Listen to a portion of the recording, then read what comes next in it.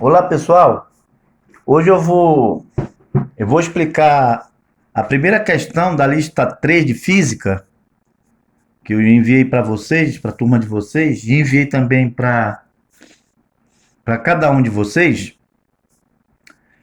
E no problema diz o seguinte, que um caminhão-tanque com capacidade para 10.000 litros é enchido com gasolina quando a temperatura é de 30 graus Celsius. Qual a redução de volume sofrida pelo líquido ao ser descarregado numa ocasião em que a temperatura é de 10 graus Celsius? O coeficiente de dilatação volumétrica da gasolina é 9,6 vezes 10 elevado a menos 4 graus Celsius menos 1. Então aí, de cara, vocês estão vendo aí dois desenhos, dois caminhões tanques. No caminhão, nesse primeiro caminhão, ele está abastecendo. Ele está abastecendo com um volume de 10.000 litros de gasolina aqui dentro. E ele no problema diz que o tanque já está totalmente preenchido por gasolina, está enchido de gasolina. Tá ok? Numa temperatura inicial de 30 graus Celsius.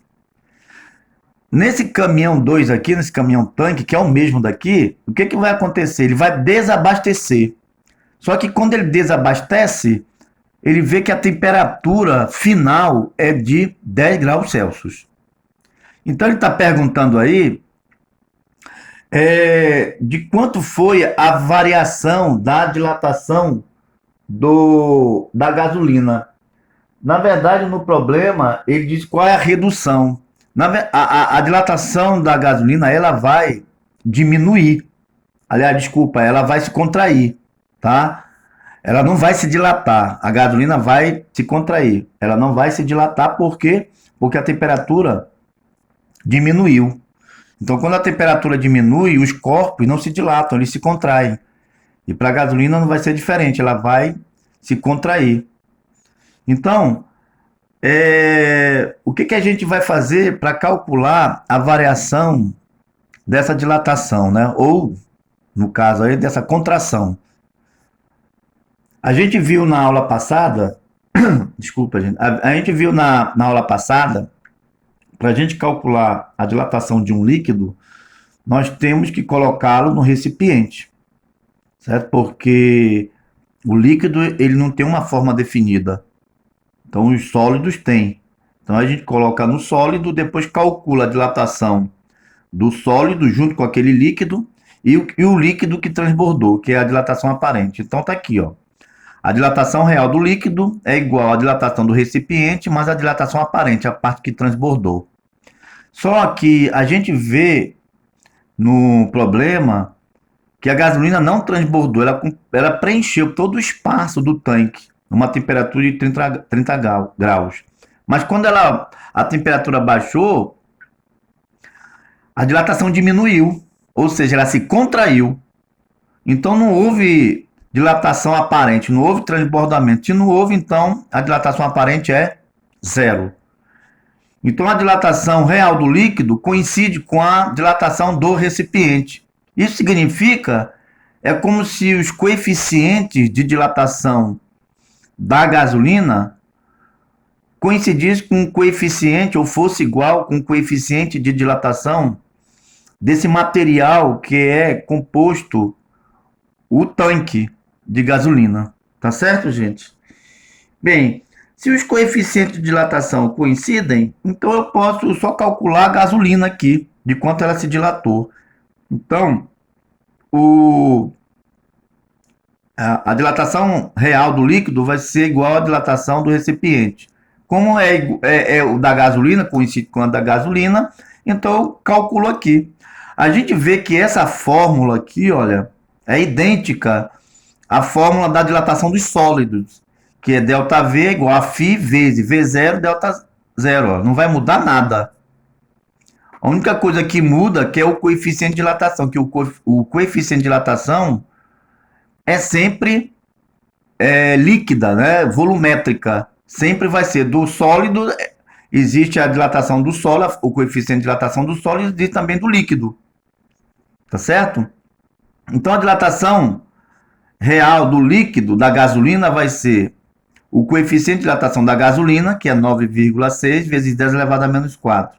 O volume inicial, que é 10.000, e a variação da temperatura. Que é a variação da temperatura? É a temperatura final menos a inicial. Bem, a final é 10 menos a final é 30. Então, a inicial é 10 menos 30, vai dar menos 20. Se na diferença, subtrai e repete o sinal do maior. Esse menos 20, eu separei, eu coloquei menos 2 vezes 10. Por que eu separei e coloquei 10? Para eu poder somar os expoentes, porque base de produto, uma base igual de produto, eu conservo a base e somo os expoentes. É por isso que eu coloquei menos 2 vezes 10. Então eu coloquei o menos 2 aqui e o 10 bem aqui, ó. Porque menos 2 vezes 10 é menos 20. Aí eu fiz o seguinte. Eu somei esses expoentes. Menos 4, porque 10.000 é 10 elevado a 4. Ó. 1, 2, 3, 4. 4 zeros. Então, menos 4 mais 4 vai dar 0. Todo número elevado a 0 é 1. Então, eu vou multiplicar agora. Sobrou o quê? O menos 2 vezes 9,6 vezes 10.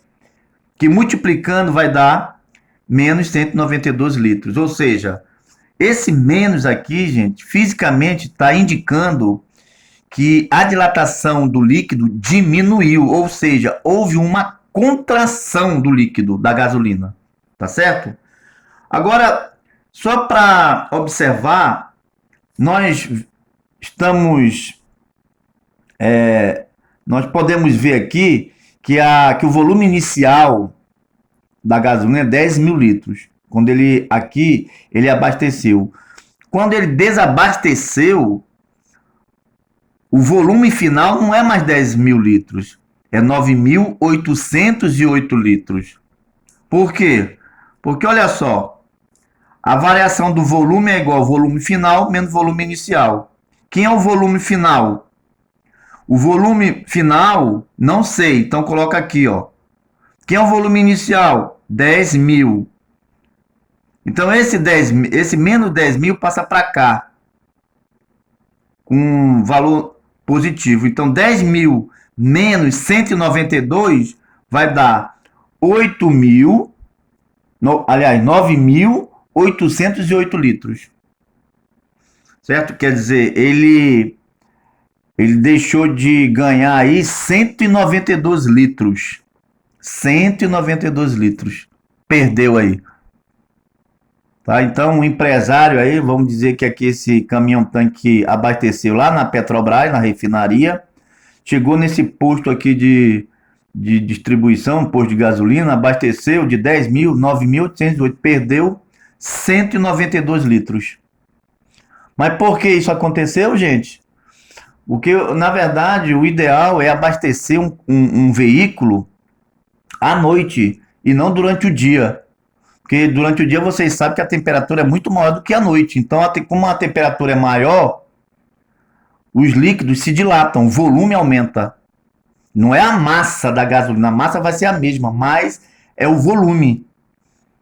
Então, se por exemplo, se vocês abastecerem um carro, sei lá, colocar 100 litros de gasolina dentro de um carro durante o dia, vocês já estão perdendo aí, nessa proporção, quase 2 litros de gasolina. Vocês vão perder 1,92 litros. 1,92 litros de gasolina, quase 2 litros.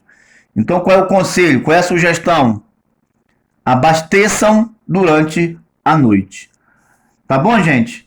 Então, é isso aí. Na próxima aula, eu vou falar sobre calorimetria e também depois vou passar um exemplo para a gente também mostrar o caminho das pedras aí da lista de exercícios. Um abraço e até lá.